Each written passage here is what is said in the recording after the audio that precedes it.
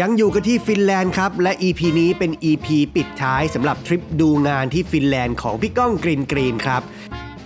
เราจะพาไปดูห้องสมุดอันเป็นที่รักของชาวเฮลซิงกิครับคือมันเจ๋งมากๆมีเครื่องเพลงให้เล่นฟรีกีตาร์ไฟฟ้าห้องอัดพอดแคสต์ปรินเตอร์3มิติให้ประชาชนมาใช้ได้เลยฮะโหดมากเจ๋งมากคืออิจฉาเลยอะ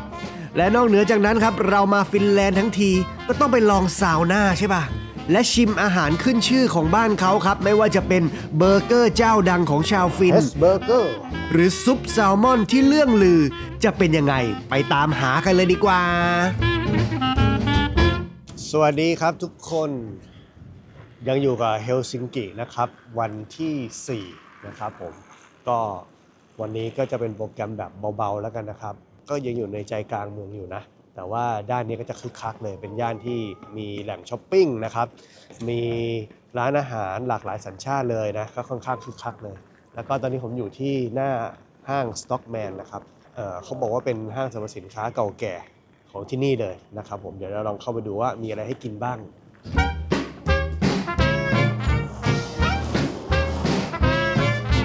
โอ้ยอุ่น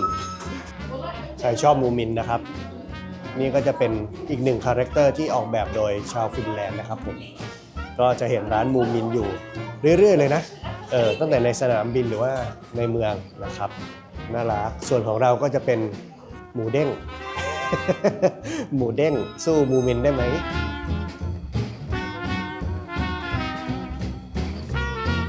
คนที่นี่เลี้ยงหมากันค่อนข้างเยอะนะครับผมเลี้ยงเป็นเพื่อนเลี้ยงเป็นลูกเลยนะครับนี่น่ารักซื้อกลับไปฝากมันในชูใจดีกว่าก็เป็นอันประสบความล้มเหลวในการมาเดินห้างนะฮะเพราะว่าไม่ได้ของโอเคหาอะไรกินดีกว่า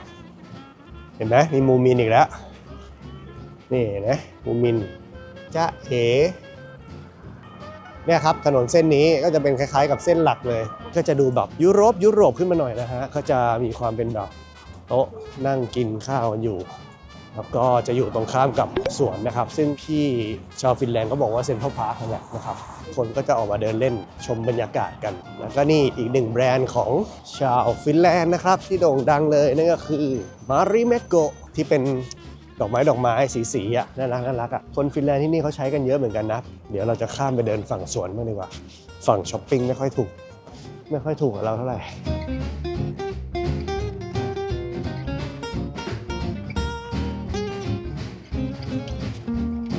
และเราก็กลับมาที่ Old Market Hall อีกครั้งหนึ่งนะครับผมก็คือตลาดสวยๆที่เรามาเดินเมื่อวานที่ผมแซวว่าเป็นตลาดอตก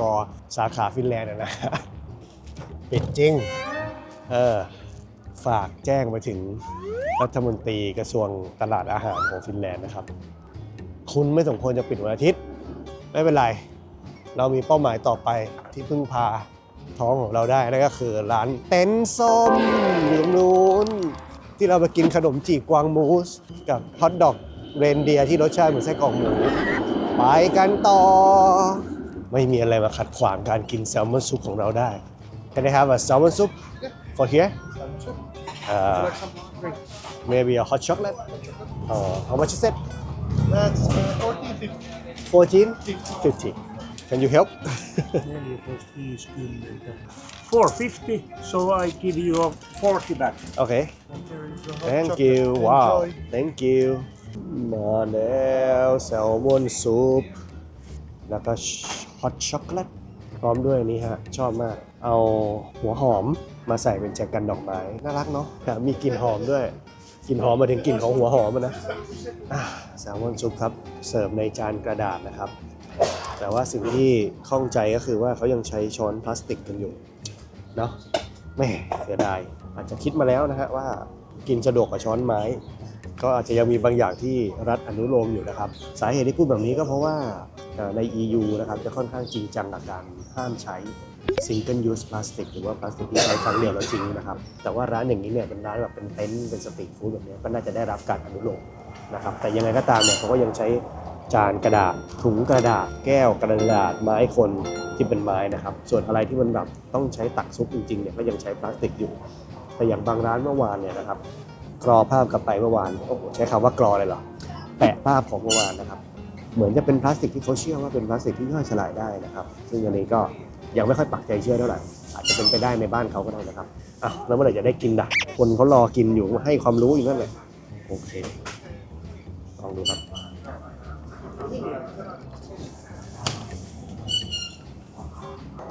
ดีงามอ่ะ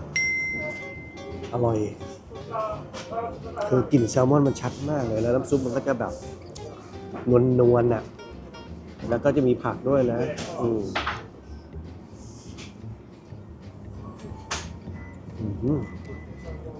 หอมรสชาติมันจะนวลๆกลมกล่อมมันจะไม่ได้มีรสเค็มจัดฉีกออกมาหรือ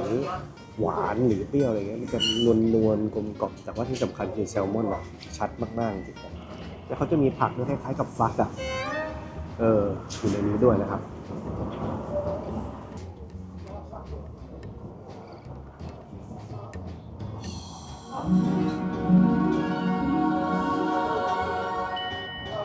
กลับมา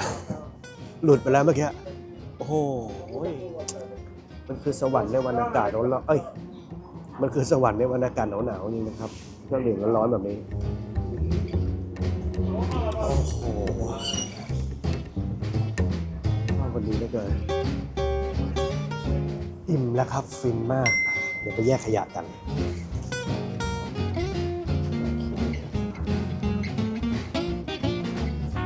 everything ตอนแรกนึกว่าจะแยกขยะ แต่ว่าช้อนพลาสติกก็ลงไปกับจานกระดาษเหมือนกันแต่ว่าอันนี้มันคือขยะที่มันประเภทเดียวกันอยู่แล้วแหละก็คือเป็นขยะพลังงานนะครับขยะที่มันเลอะมันรีไซเคิลไม่ได้เนี่ยนะครับอย่างจานกระดาษในเมื่อกี้นะครับมันก็เป็นพลังงานโอเคเราพร้อมแล้วเดี๋ยวเราไปลุยกันต่อ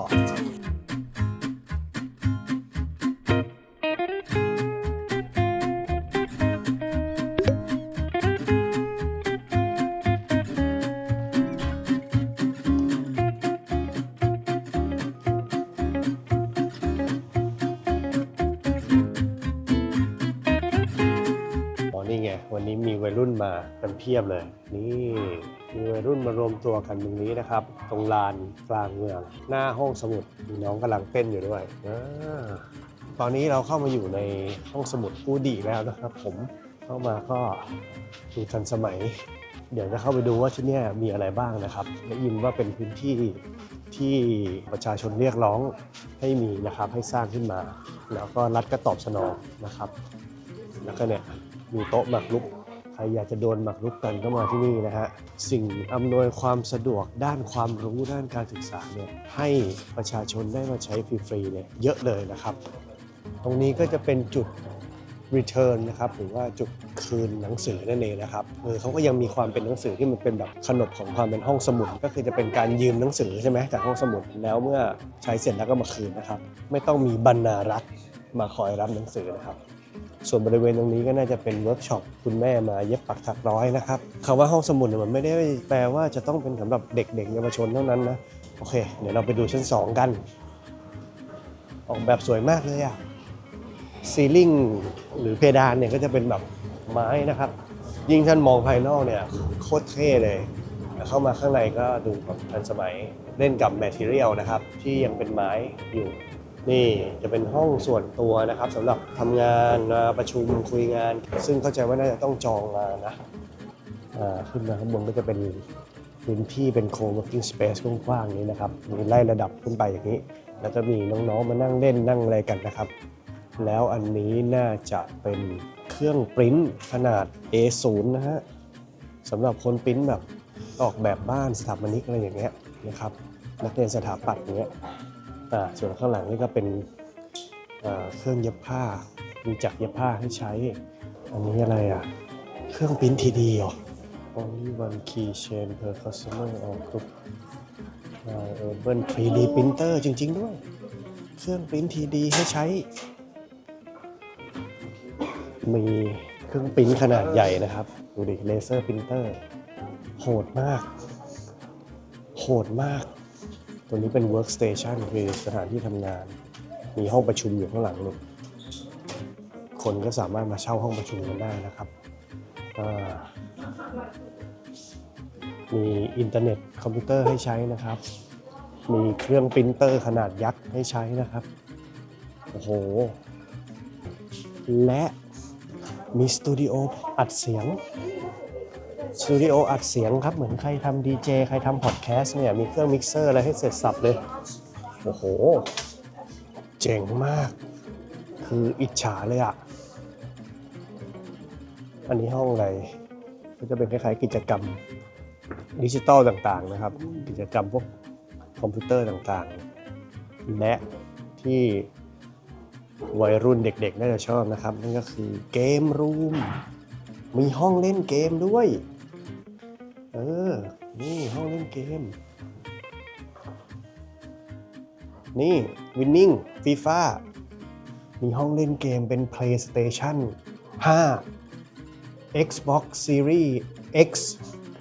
Nintendo Switch 2 เล่นฟรีครับ ส่วนนี้ก็เป็นเครื่องดนตรีนะครับ มีเครื่องดนตรีให้ยืมใช้ด้วย แล้วก็ใครเล่นดนตรีลองดูนะครับ โอ้โห ได้ยินว่าคนเล่นดนตรีบอกว่าอุปกรณ์ที่เขาให้ยืมนี่ก็คือรุ่นดีๆทั้งนั้นเลยนะฮะ สุดยอด มีเครื่องดนตรีให้ยืมด้วย เกมโซนครับ มาเล่นเกม นัดเพื่อนๆมาเล่นเกมกันได้ Electronic Workstation ห้องที่ใช้ในการไดคัตติ้งเหรอ โอ้โห เครื่องไดคัตเลเซอร์ไดคัตนี่สตูดิโอสำหรับโปรดักชันนะครับ มีห้องสตูดิโอในการแบบถ่ายวิดีโออัดเสียงนะครับสำหรับน้องๆที่สนใจด้านโปรดักชันการทำคอนเทนต์การทำหนังนะฮะโอ้โหนี่สตูดิโอใช่ไหมหลง ใหญ่จัดนี่สตูดิโอสำหรับโฟโต้แอนด์วิดีโอนี่ห้องซ้อมดนตรีให้ดูไกลๆแล้วกันครับห้องซ้อมดนตรีอยู่ข้างหลังเห็นไหมห้องซ้อมดนตรีอยู่ข้างหลังซูมเอาเขาไม่ให้ถ่ายภาพนะครับก็แต่อยากให้ดูว่ามันมีจริงๆอ่ะก็คือให้เห็นห่างๆแล้วกันนะครับ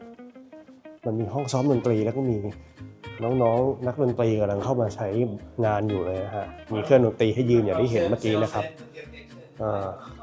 ส่วนตรงนี้ก็ยังเป็นห้องประชุมอยู่นะครับและคนก็มาใช้งานกันจริงๆนะคนมาใช้งานกันจริงๆเต็มทุกห้องเลยอ่ะโอ้โหอิจฉาเลยเครื่องพิมพ์สกรีนเสื้อว้าว Is it for free? It costs a little, like a few cents, but it's really cheap. Yeah, it's really cheap. Wow, nice. Is it your project? Yeah, this is actually our band that we're. Oh, your brand. Wow, nice. Thank you. พี่เตอร์ถามเขานะครับก็คือเขามาทำเสื้อเป็นแบรนด์ของเขาเองนะครับแล้วก็ผมถามเขาว่าฟรีเปล่าเขาบอกว่าไม่ฟรีแต่ว่าไม่กี่เซนเองนะครับถูกมากๆนะฮะคือคิดบริการแค่แบบไม่กี่เซนเท่านั้นเองนะครับเขาบอกว่าถูกมากๆนี่มีที่ปริ้นแบบลายของเขาคือใครอยากจะมาทดลองทำอะไรเนี่ยนะฮะที่เป็นการทดลองการเริ่มต้นเนี่ยผมก็ว่าเข้ามาใช้แบบคุ้มค่ามากเขาสนับสนุนมากๆเลยนี่ปลุกความเป็นร็อกสตาร์ในตัวคนด้วยพื้นที่สาธารณะที่รัฐสนับสนุนครับผมสนับสนุนทุกความฝันทุกกิจกรรมเพื่อความบันเทิงและความรู้ครับโอ้โหนี่เราคิดคำขวัญให้ประเทศเขาเลยเหรอเนี่ยขึ้นมาดูชั้น3ต่อครับผมมันอิจฉาเหลือเกินชั้น3ก็น่าจะเป็นฟิลแบบลานกว้างๆที่เต็มไปด้วยชั้นหนังสือสีขาวเรียบสงบและเต็มไปด้วยหนังสือเยอะมากๆคือบรรยากาศน่าเรียนรู้มากเลยครับชี้ให้ดูนี่กว้างใหญ่จริงๆอีกรอบโซนที่เดินมาพอดีก็จะเป็นโซน ประวัติศาสตร์ของบุคคลสำคัญนะครับมีกล้องกินกรีนไหมหนังสือประวัติกล้องกินกรีนนี้ไหมใครวะมีที่ให้ยืมบอร์ดเกมเยอะมากโอ้มีหนังด้วยมีดีวีดีส่วนข้างหลังนี่ก็จะเป็นโซนเด็กนะครับให้คุณพ่อคุณแม่มาอ่านนิทานเสริมทักษะการเรียนรู้นะครับและแน่นอนว่าวันอาทิตย์แบบนี้คนฟินแลนด์มาใช้ห้องสมุดกันเพียบจริงๆนะครับที่ผมชอบแซวว่าเอ้ยคนน้อยคนข้างนอกไม่เห็นวุ่นวายเลยเขามาทำกิจกรรมกันภายในอินดอร์เนี่ยโดยเฉพาะห้องสมุดแบบนี้นะครับโอ้โหเรียกได้ว่ามันแบบสถานที่ที่แบบสำหรับทุกเพศทุกวัยจริงๆนะจ๊ะก็เขาสนับสนุนเรื่องการศึกษานะสนับสนุนที่แปลว่าสนับสนุนจริงๆและที่สำคัญนี่คือสิ่งที่ประชาชนชาวฟินแลนด์เขาเรียกร้องให้มีนะครับแล้วพอมันเกิดขึ้นประชาชนก็มาตอบสนองนะครับก็มาใช้งานกันจริงๆนะจะเห็นว่าทุกๆยูนิตทุกๆกิจกรรมแทบจะทุกห้องนะครับมีการจองการใช้ทั้งนั้นเลยนะครับสุดยอดเดี๋ยวเราจะไปหาอะไรกินกันนะครับซึ่งมีคนแนะนำมาว่าถ้ากินเบอร์เกอร์ที่เนี่ยต้องเป็นเฮสเบอร์เกอร์นะครับเป็นแบรนด์ของชาวฟินแลนด์นะครับผมเอาเป็นมิลไปเลยเอา large double cheese แล้วกันครับโอ้มีค่า energy บอกให้ด้วยดีจังถ่ายรูปไปก่อน 11.50 ยูโรครับได้อาหารมาแล้วนะครับผมเฮสเบอร์เกอร์นะฮะเบอร์เกอร์ของชาวฟินแลนด์นะครับผมก็จำได้ว่าสั่ง large แปลว่าใหญ่ โอ้โหได้มาแค่นี้เองนะ large นี่ถ้าสั่งไม่ large นี่จะขนาดไหนนะฮะในราคา 11.5 ยูโรก็น่าจะประมาณ460 บาทประมาณนี้นะครับผมโอเคเรามาดูกันฮะนี่นะครับชิ้นประมาณนี้นะปกติแล้วผมกินเนื้อน้อยลงมากเลยนะตั้งแต่รู้ว่าเนื้อวัวก็ปล่อยก๊าซเรือนกระจกค่อนข้างมากนะครับก๊าซมีเทนในตัวเขานะครับกินเป็นบางโอกาสนะอย่างรอบนี้มาไม่รู้เขามีเนื้อสัตว์อื่นให้เลือกไหมนะครับแต่ก็อยากลองกินออริจินอลดูโอ้โหปากแห้ง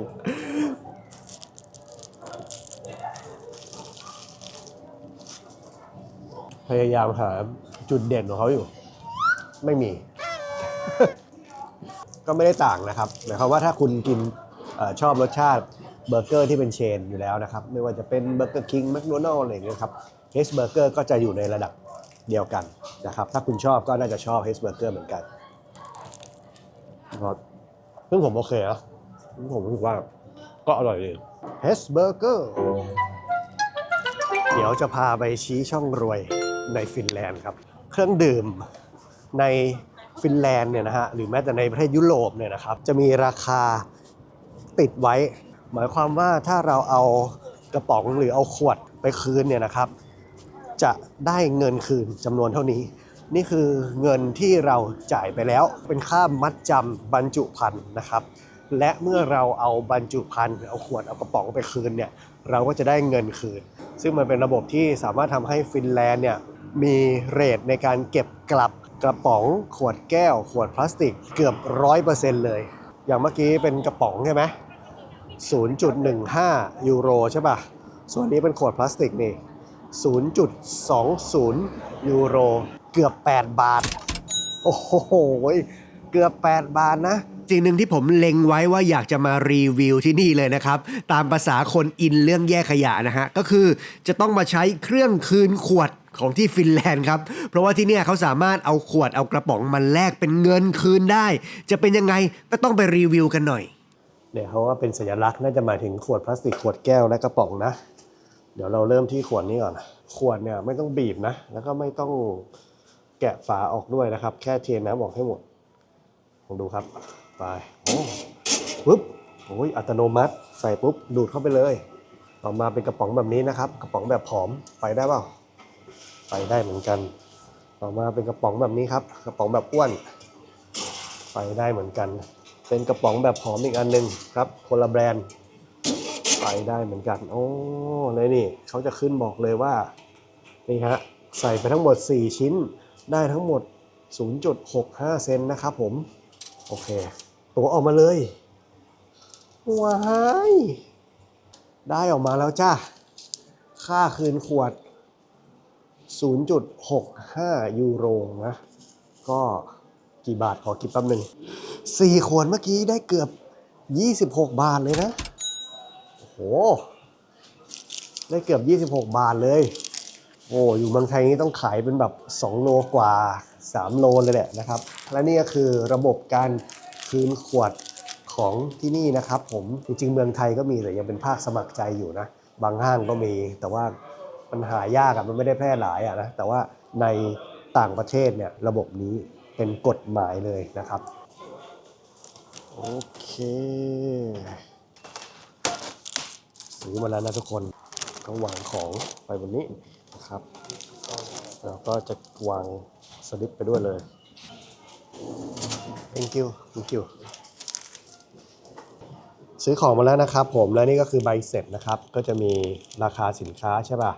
แต่ละอันแล้วก็จะมีหักเนี่ยส่วนลดไป 0.65 ยูโรเนี่ยจริงๆด้วยนะฮะที่สำคัญก็คือเมื่อเราซื้อเครื่องดื่มกระป๋องเมื่อกี้ผมซื้อเครื่องดื่มกระป๋องมานะเขาจะมีแยกออกมาเป็นอีกหนึ่งรายการเลยก็คือ 0.15 ยูโรเนี่ยก็คือค่า deposit ก็คือค่ามัดจำกระป๋องให้เห็นไปเลยว่ากระป๋องที่คุณถือออกมาเนี่ยมีมูลค่า 0.15 ยูโรนะเพราะฉะนั้นคุณก็อย่าเอาไปทิ้งมั่วซั่วเพราะว่ามันมีมูลค่านะครับผมนั่นเลยเป็นเหตุให้ที่ฟินแลนด์เนี่ยไม่ค่อยจะเห็นถังขยะที่เอาไว้ทิ้งพวกขวดพลาสติกหรือกระป๋องสักเท่าไหร่นะครับส่วนใหญ่จะเป็นขยะประเภทไบโอก็คือพวกขยะอินทรีย์แล้วก็พวกกระดาษเนี่ยจะเยอะนะครับแล้วก็ขยะทั่วไปนะครับถ้าสมมติอยากให้ประเทศไทยมีบ้างก็ช่วยกันสนับสนุนนะครับช่วยกันทำไงดีล่ะ สนับสนุนพรบเศรษฐกิจหมุนเวียนนะครับผมระบบมัดจำบรรจุภัณฑ์ของฟินแลนด์เนี่ยถือเป็นอีกโมเดลที่ประสบความสำเร็จทางด้านสิ่งแวดล้อมมากๆเลยนะและนอกจากนี้ฟินแลนด์ยังตั้งเป้าจะเป็นประเทศคาร์บอนสุทธิเป็นศูนย์หรือคาร์บอนนิวทรัลเนี่ยภายในปี 2035 เร็วๆนี้แล้วนะซึ่งถือว่าเร็วและท้าทายมากๆถ้าเทียบกับหลายประเทศบนโลกทริปนี้นะครับเขาเลยเชิญพี่ก้องนะครับมาอวดมาดูว่าฟินแลนด์เนี่ยจะไปถึงเป้าหมายนั้นได้อย่างไร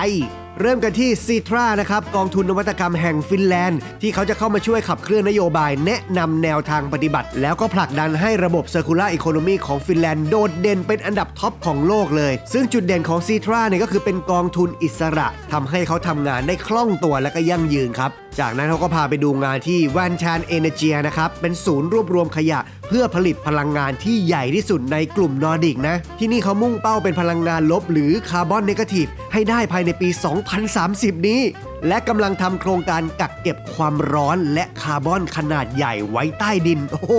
ล้ำมากๆข้ามมาทางฝั่งนวัตกรรมคนรุ่นใหม่กันบ้างครับเราได้มีโอกาสไปเยี่ยมชมศูนย์สตาร์ทอัพทางด้าน Green Tech นะครับในวิทยาเขตโอตาเนียมิของมหาวิทยาลัยอัลโตนะครับซึ่งเป็นแหล่งบ่มเพาะไอเดียเปลี่ยนโลกและอีกสิ่งหนึ่งที่ว้าวสุดๆเลยนะครับในทริปนี้ก็คือเราได้ไปดู Solar Foodsซึ่งเป็นบริษัทฟู้ดเทคที่คิดค้นนวัตกรรมอาหารแห่งอนาคตด้วยการผลิตโปรตีนจากอากาศและคาร์บอนไดออกไซด์ครับคือไม่ต้องพึ่งพาการเกษตรและการปศุสัตว์เลยครับเนี่ยครับพี่ก้องได้ลองชิมด้วยนะครับเป็นไอติมที่ใส่โปรตีนที่สกัดจากอากาศและคาร์บอนไดออกไซด์ฮะซึ่งตอนนี้เขาก็เริ่มขยายตลาดและวางจำหน่ายในบางประเทศแล้วด้วย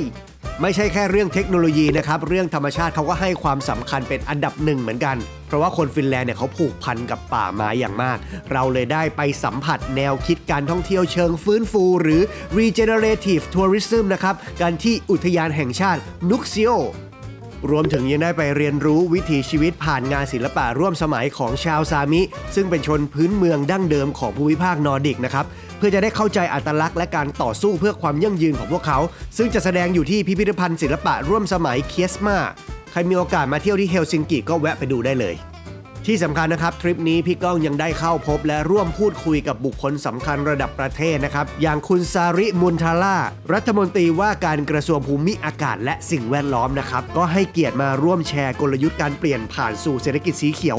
ด้วยตัวเองเลยนะครับเรียกว่ามาทริปนี้แล้วเห็นชัดเลยฮะว่าการจะขับเคลื่อนไปสู่ประเทศแห่งความยั่งยืนได้เนี่ยนะฮะต้องอาศัยการลงมือทำอย่างจริงจังและก็ร่วมกันทุกภาคส่วนทั้งภาครัฐนวัตกรและก็ประชาชนด้วยนะครับ อันนี้ก็พยายามเล่าให้รวบรัดนะครับจากโปรแกรมทั้งหมด3วันนะครับให้มาอยู่ในก้อนเดียวนี่นะครับหมดเรื่องจริงจังแล้วครับเราไปผ่อนคลายร่างกายกันแบบคนฟินแลนด์แท้ๆกันดีกว่าครับซาวน่า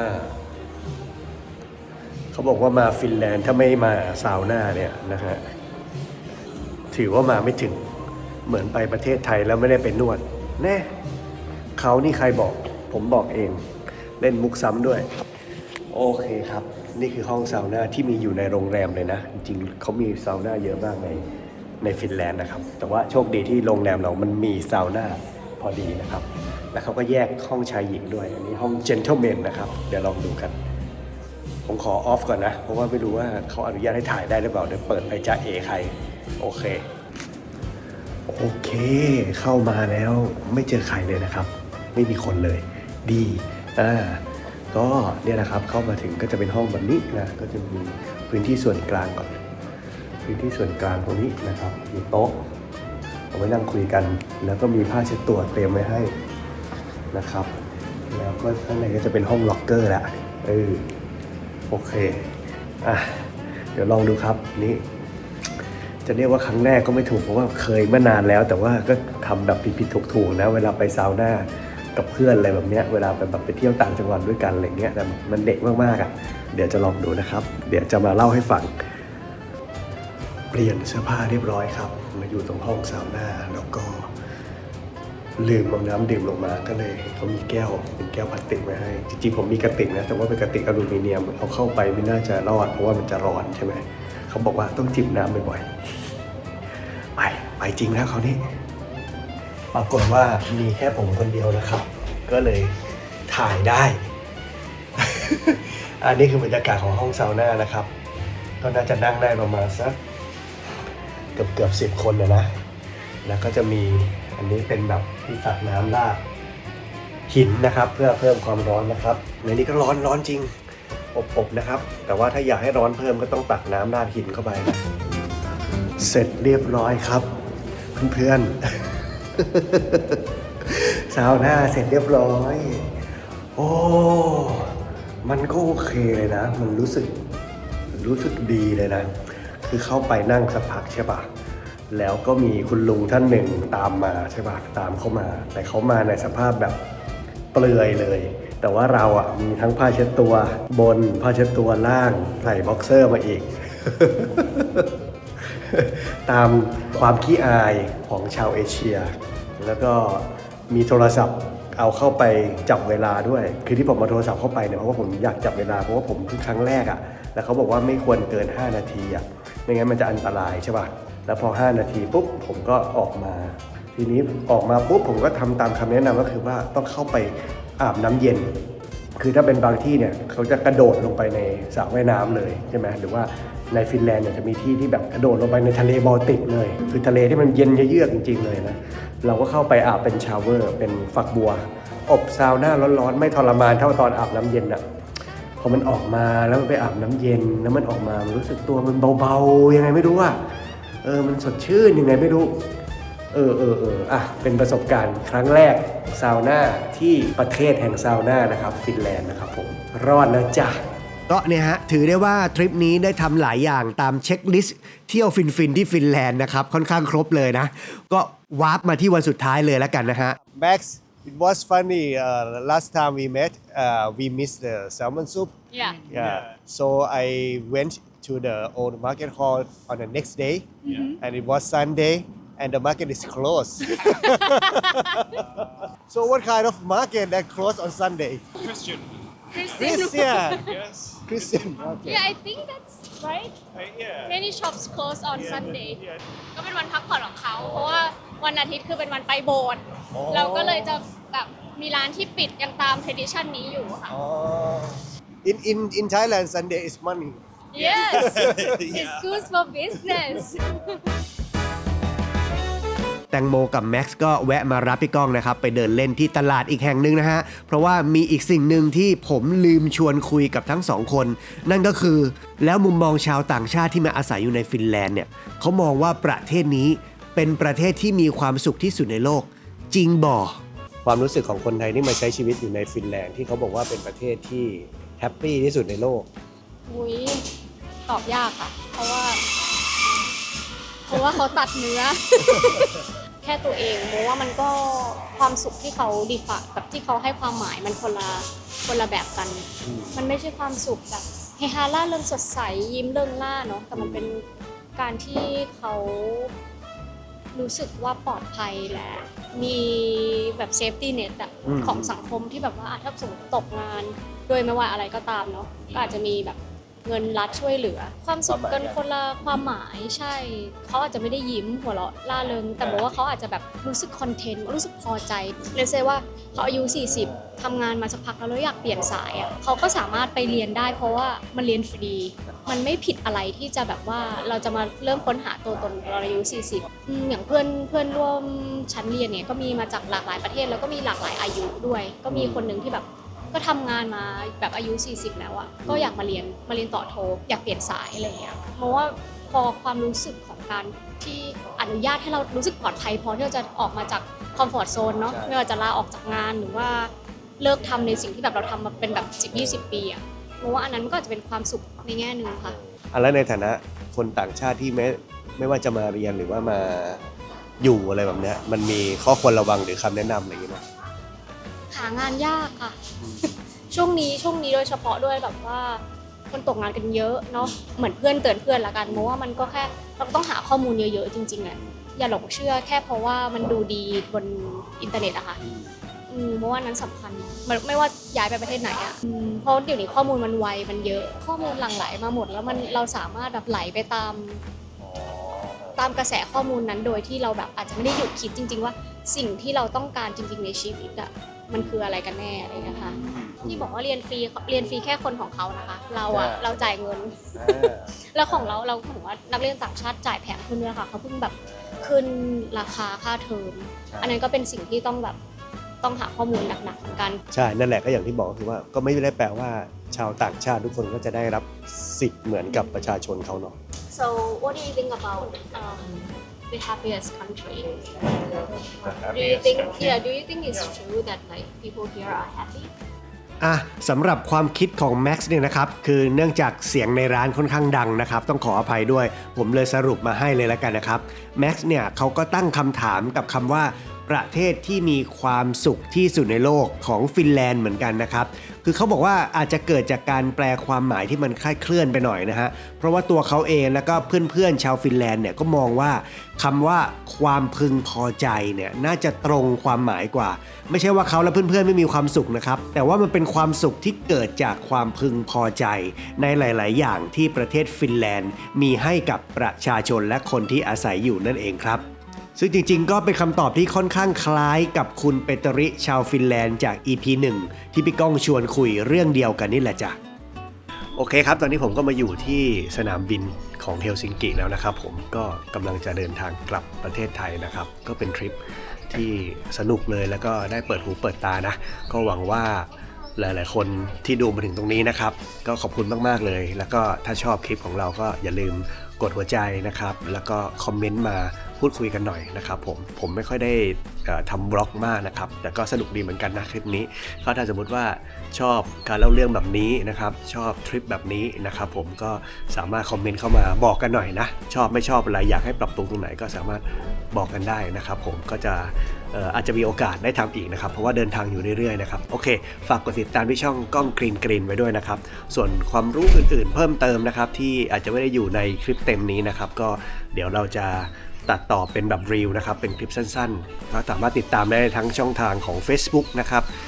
TikTok แล้วก็ Instagram ของก้องกรีนด้วยนะครับผมโอเคไปแล้วครับผมพบกันใหม่ทริปหน้าครับบ๊ายบาย